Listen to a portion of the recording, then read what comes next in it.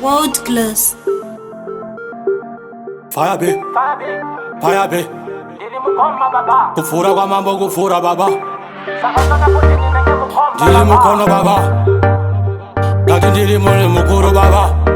Dadi inga uze dili baba Amerika baba. Fire be.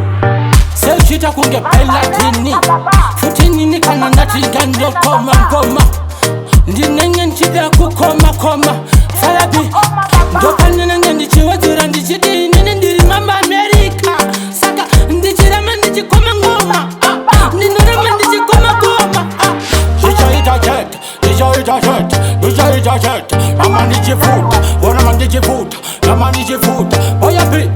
Ndinurama ndichikoma koma. Nekuti ndiri mama Amerika.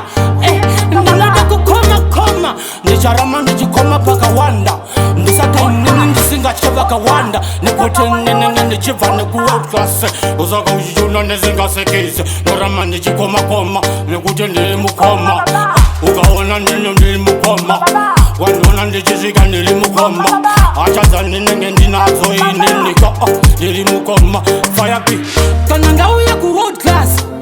Ndauya kuzisanganisa zvinhu kaini. Ndini mamba Amerika inini. Ndati ndinenge ndichikoma koma. Ndichikoma koma. Ndiri mukoma. Ndasaka uchindiona ndichikoma koma. Zvinhu zvangu ndichibatanza batanza. Uzaka uchindiona ndizingabate.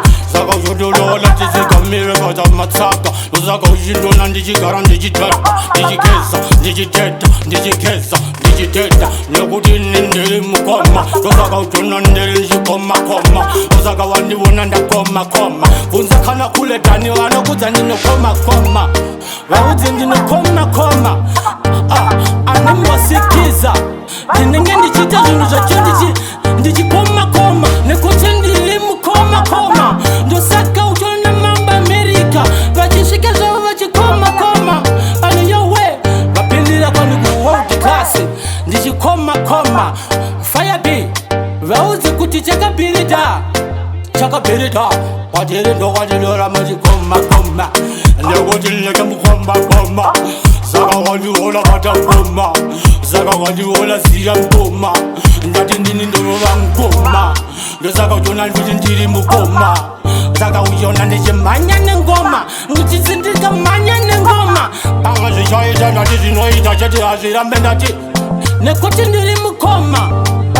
Ndini mukoma. Mukoma warudo. Ndofamba nerudo. Bvunza baba kiki ndinokikiritsa.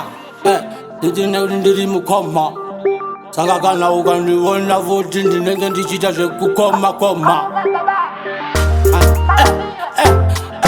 Ndiri mukoma. Ndosaka uchindiona ndichikoma koma. Ndichida kuti ndikama ndichikoma koma. Ndingaite bo.